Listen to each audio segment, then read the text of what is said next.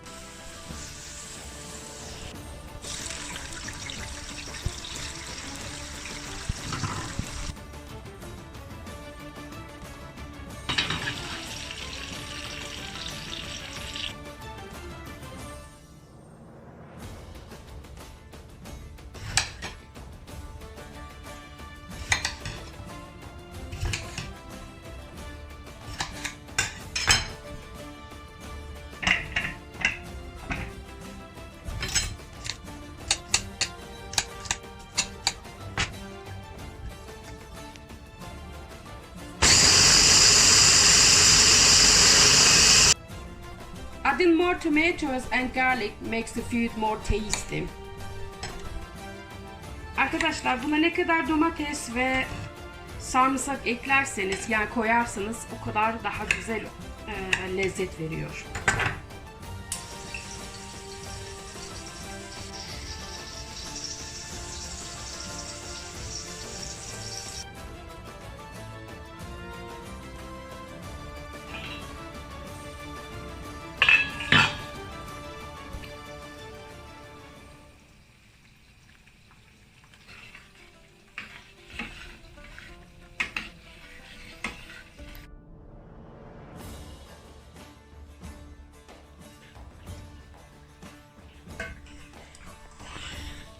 Okay, this is the consistency as it's supposed to be. Arkadaşlar sosun böyle olması lazım.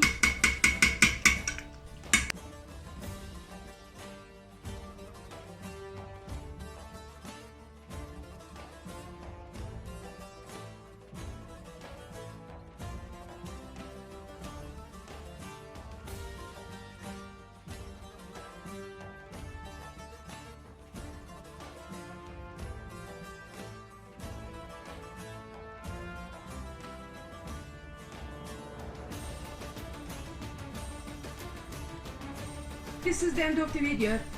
Thank you for watching. Please like and subscribe to Kafi's Kitchen. Evet arkadaşlar, videonun sonuna geldik.